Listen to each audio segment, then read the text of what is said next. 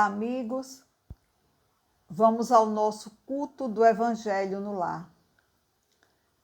Pedindo à espiritualidade amiga, aos benfeitores que possam nos intuir, possam preparar a terra dos nossos corações para que essas sementes de luz do Evangelho possam germinar, crescer e florescer. É uma alegria estarmos aqui juntos nesse dia, buscando as luzes do Evangelho para as nossas vidas. Então, vamos fazer uma leitura do Evangelho segundo o Espiritismo, capítulo 17. O nome do capítulo é Sede Perfeitos. E nós vamos ver o item 9, os inferiores e os superiores. Superiores e inferiores, de François Nicolas Madeleine. Autoridade, da mesma maneira que a fortuna, é uma delegação de que se pedirá contas a quem dela foi investido. Não creais que ela seja dada para satisfazer o fútil prazer do mando, nem tampouco, segundo pensa falsamente a maioria dos poderosos na terra, como um direito ou uma propriedade. Deus, aliás, ele tem demonstrado suficientemente que ela não é nenhuma nem outra coisa, desde que se retira quando bem lhe apraz. Se fosse um privilégio inerente à pessoa que exerce, seria inalienável. Ninguém pode dizer, entretanto, que uma coisa lhe pertence quando ela pode ser tirada sem o seu consentimento. Deus concede autoridade a título de missão ou de prova, conforme lhe convém, e da mesma forma a retira. Então vamos agora fazer a nossa prece inicial.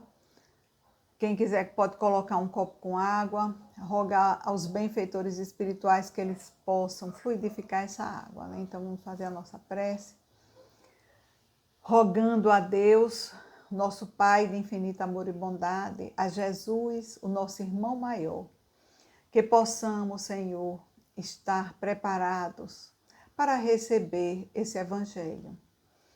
Jesus, que disse, eu sou o caminho, a verdade e a vida, ninguém vai ao Pai a não ser por mim, e deixou o Evangelho para que servisse de roteiro para as nossas vidas.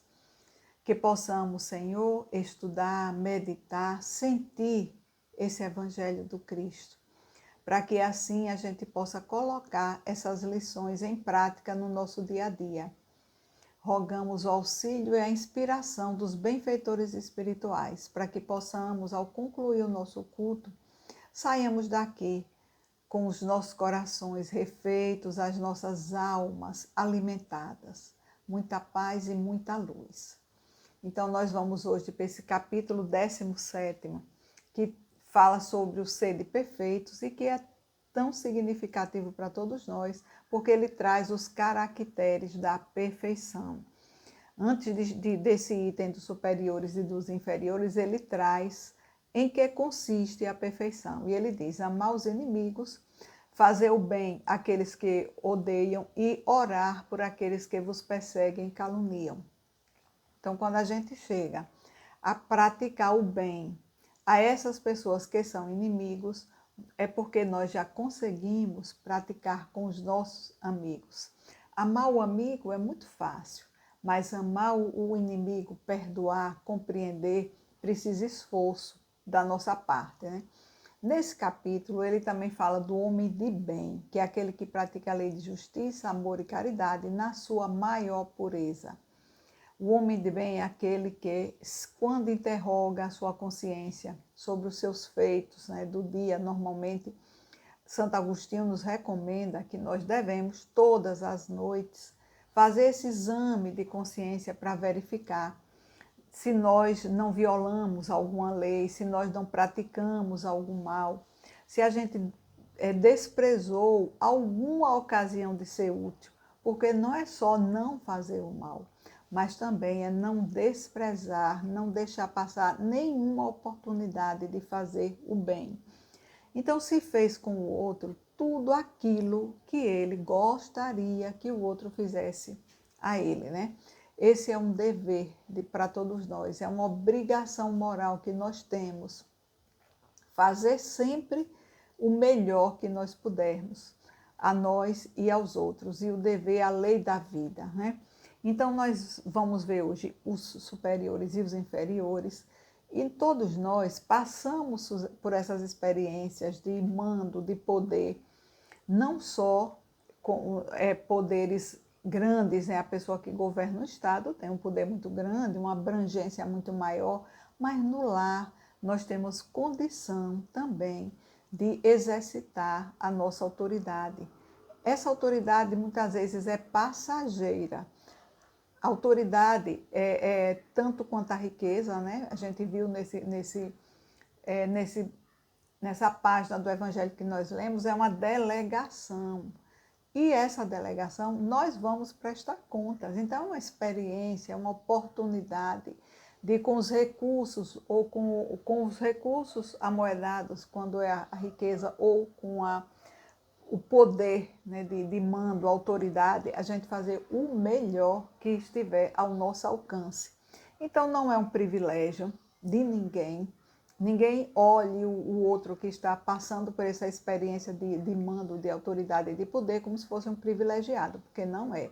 É uma grande responsabilidade, porque as pessoas que estão investidas desse poder, as suas decisões, elas vão impactar num número imenso de pessoas, milhares de pessoas. Uma pessoa que esteja à frente de um estado, digamos um estado como São Paulo, quantas pessoas vão ser impactadas com a decisão daquela criatura, né? Então, aquela posição de mando não é para a pessoa se achar melhor do que os outros, né? Não, tem um objetivo. Você recebeu para que possa utilizar para o seu crescimento espiritual e não para satisfazer o orgulho, para dizer aqui eu mando, né, e sou obedecido, satisfazer o ego, não. Divaldo nos conta que tinha um vereador que procurou ele, dizendo que estava enfrentando muitas dificuldades na sua cidade, porque ele queria fazer o bem na cidade, né? Que queria melhorar a vida daquelas pessoas. No entanto, ele encontrava muita resistência. E aí Joana de Ângeles disse, né, a Divaldo, que aquele irmão, em vidas passadas, ele tinha prejudicado muito aquela cidade. Então, ele estava retornando para aquela posição, para que ele pudesse, né, se retratar, para que ele pudesse consertar as coisas que ele tinha feito de errado, né? E aí a gente também se pergunta por que algumas pessoas têm poder e autoridade e outras não, por que umas nascem na abastança, outras não. Então, Deus confere o título de autoridade, mas como uma missão ou como uma prova. Então, nós recebemos a experiência de autoridade ou a experiência da riqueza, quando a gente vê no Evangelho que a prova da riqueza é muito mais perigosa do que a prova da miséria, né? Então, nós recebemos essa prova ou essa missão para que a gente possa fazer o melhor, para a gente possa cumprir a nossa tarefa. Todos nós temos uma missão aqui na Terra. Essa missão pode ser uma missão grandiosa, né, como a de Divaldo, Chico Xavier e tantos outros, mas também podem ser missões menores. Mas todos nós temos algo que nós nos comprometemos lá na espiritualidade, no nosso planejamento reencarnatório de fazer, né? E tudo que nós recebemos nessa encarnação são recursos pedagógicos para o nosso adiantamento, para o nosso crescimento, para a nossa evolução. E Deus vai pedir contas de tudo que a gente recebe. Com relação à autoridade, com relação ao poder, né, à fortuna, ele vai perguntar o que é que você fez desse recurso que você recebeu. Quantos males você evitou detendo essa autoridade? E quantos você fomentou o progresso? E a gente reflete agora acerca daquele que é responsável por startar uma guerra, por iniciar uma guerra. Imaginemos a responsabilidade de uma pessoa que recebeu como missão ou prova a autoridade e não teve, né, a humildade de dar um passo atrás, Às vezes porque tinha razão, e não importa, né, se tinha ou não razão, o importa é que a sua vontade foi decisiva para que uma guerra começasse, um conflito, de grandes ou de pequenas proporções. A responsabilidade é muito grande. Então, quando nós estamos nessa posição de mando, a gente recebe aquelas pessoas para trabalhar conosco, para que a gente possa fomentar o progresso, para que a gente possa amparar, para que a gente possa proteger e a gente possa ajudar no progresso deles. Na questão 684 do Livro dos Espíritos, Allan Kardec perguntou: o que se deve pensar daqueles que abusam da autoridade, impondo aos seus inferiores, aos seus subordinados, excessivo trabalho? Aquelas pessoas que exigem que os seus irmãos, por estar naquela condição de subalternidade, que eles trabalhem além da conta. Hoje nós ainda encontramos pessoas que são escravizadas. De vez em quando a gente ouve essas notícias que alguém está passando pela escravidão ainda nesse tempo. Da pessoas que ainda se utilizam, né, da sua autoridade para escravizar. Então é um equívoco muito grande e com certeza essas criaturas não têm noção da responsabilidade que eles têm, né? E aí os espíritos responderam a Kardec com relação a essas pessoas que abusam do poder para escravizar, para, né, impor as tarefas, exigências além do que a pessoa pode, né? E ele diz: isso é uma das piores das ações. Todo aquele que tem o poder de mando, ele é responsável pelo excesso de trabalho que impõe aos seus inferiores, porque fazendo assim, ele transgride a lei de Deus. Então, se a gente recebe, né, essa tarefa para executar aqui na Terra, que nos leva a uma posição de comando, a gente tem que cumprir essa missão, né, ou essa prova com sentimento de amor, fazendo o melhor, se colocando no lugar do outro. Essa é a regra de ouro. Quando a gente se coloca no lugar do outro, a gente vai fazer com o outro aquilo que nós gostaríamos que o outro fizesse conosco. E quando nós não agimos assim, nós estamos nos afastando do caminho do bem, do amor e da caridade, né? Tem um conto, está lá no livro Boa Nova, que Jesus diz: qual é a pergunta que o discípulo deve fazer quando ele se encontra diante de uma bifurcação de uma estrada? De um lado ele vê um caminho largo, pavimentado, todo claro. Do outro ele vê um caminho estreito, escuro e cheio de obstáculos. O que é que ele deve se perguntar antes de escolher o caminho? E aí Judas se apressou, né, em responder: mestre, é claro que ele deve escolher aquele caminho largo e pavimentado. Qualquer um de nós escolheria. Aí Jesus disse: Judas, responda por você. Você não pode responder pelos seus irmãos, né, os outros discípulos. E aí Simão Pedro disse: mestre, eu acho que a pergunta que o discípulo deve fazer ante uma bifurcação não é se aquele caminho esteja pavimentado, iluminado, sem obstáculos, nem escolher o outro porque é cheio de obstáculos. Não, a pergunta é a seguinte: aonde esse caminho vai me levar? Porque as nossas escolhas determinam onde nós chegaremos. A experiência terrestre, ela é um estágio de aprendizado e nós a todo instante estamos escolhendo as estradas, né? Escolhendo atitudes, escolhendo formas de relacionamento, escolhendo as posturas diante da vida como ela se apresenta.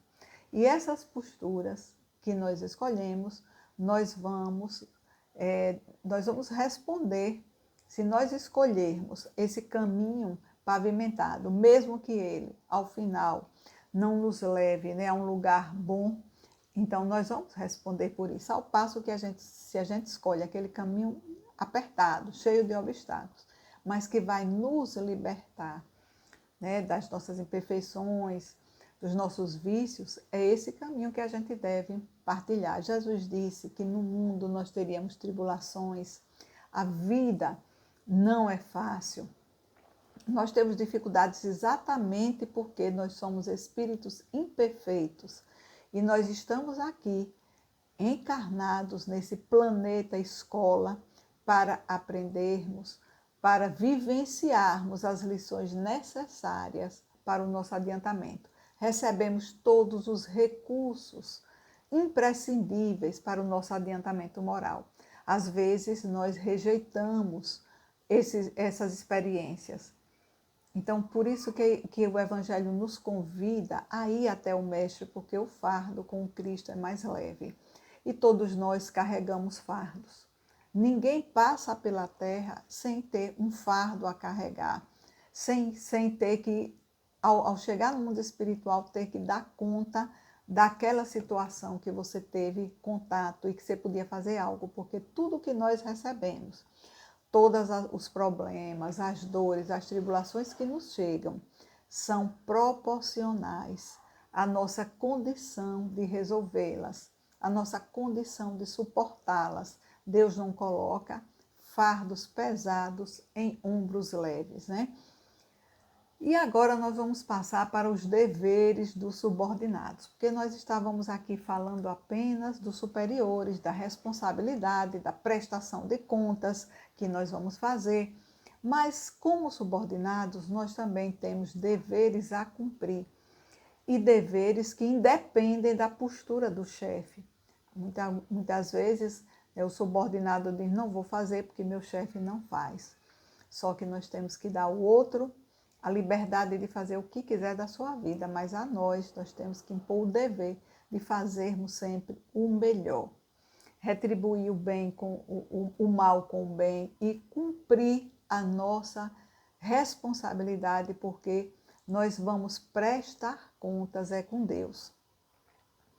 Na certeza de que as experiências as experiências que nós vivenciamos durante as reencarnações, elas se alternam. Em uma encarnação, a gente vem numa posição de poder, uma posição de mando, né, numa posição de abastança, de riqueza, de facilidades, e em outra, nós vamos vir reencarnar numa posição de subalternidade, né, de poucos recursos, de miséria, muitas vezes, para que essas experiências possam enriquecer o nosso espírito. E muitas vezes nós solicitamos, lá no mundo espiritual, durante o nosso planejamento reencarnatório, nós solicitamos aquela experiência. Né? Então, a gente não pode alegar que eu não sabia, eu não queria. Às vezes, com a família, a gente diz assim, mas eu não queria essa família, eu não queria você como pai ou como mãe. Não, nós, na nossa condição, a maioria, né, nós não podemos também ser taxativos, mas a maioria de nós escolhemos a família, a maioria de nós participamos do planejamento reencarnatório, inclusive avalizando aquelas questões até mais dolorosas, porque quando nós estamos lá no mundo espiritual, a nossa visão ela é ampliada. Quando nós chegamos no mundo espiritual, nós vamos passar em revista ali, né, a nossa última encarnação, e a gente vai perceber, vai detectar o que nós necessitamos para a próxima, né? Então, por isso, tudo que nos chegue, a gente possa agradecer a Deus. Tudo é bem-vindo, tudo é responsabilidade nossa, não existe injustiçados. Tudo que nos chega é porque nós necessitamos. Que a gente possa buscar na meditação, na prece, nessa comunhão com Deus, o fortalecimento para que a gente possa passar por essas tribulações sem se complicar mais, né? E aí, na questão do Livro dos Espíritos, a questão 814, Kardec pergunta por que Deus concede a uns a riqueza, ao outro o poder, né, e a outra a miséria. Para a gente compreender o porquê, porque o Livro dos Espíritos é fantástico. Ele responde a todos os nossos questionamentos. Com relação a superiores e inferiores, ele tem essa resposta. Deus concede, né, a fortuna, o poder, para experimentá-lo de modos diferentes. Então, hoje, se estivermos numa condição favorável economicamente, né, ou de poder, que a gente saiba que nós temos responsabilidades dobradas com relação a todos aqueles que estão conosco. Então, a gente precisa se conscientizar disso, que todas as experiências são para enriquecer as nossas vidas. E para a gente fazer a nossa prece final, nós trouxemos aqui um poema de Emmanuel, cujo título é Poder. Peçamos ao Senhor o poder de amar sem reclamação, servir sem recompensa, de compreender sem exigir compreensão para nós, de obedecer aos sublimes desígnios, de vencer as próprias imperfeições, de abençoar aqueles que nos perseguem, orar por aqueles que nos caluniam, amparar aqueles que nos criticam e de estimular o bem aonde quer que nos encontremos, de praticar a fraternidade legítima e de aproveitar todas as oportunidades da vida para a edificação do nosso espírito imortal. Que a espiritualidade amiga, que os benfeitores possam estar sempre do nosso lado, nos intuindo, nos amparando e nos guiando. E agradecemos a Deus, o nosso Pai, a Jesus, aos nossos amigos espirituais, por esses instantes em que pudemos nos envolver, sentir a vibração do Evangelho. E que essa vibração possa permanecer nos nossos corações, possa permanecer nas nossas almas, hoje e sempre, principalmente nos instantes em que nós mais precisarmos. Abençoa, Senhor, a todos nós. Enche os nossos corações com as tuas bênçãos amoráveis e que essas bênçãos possam se expandir por toda a terra, levando a cada coração, Senhor, de cada irmão, a tua luz e a tua misericórdia. Que Deus nos abençoe e nos proteja hoje e sempre.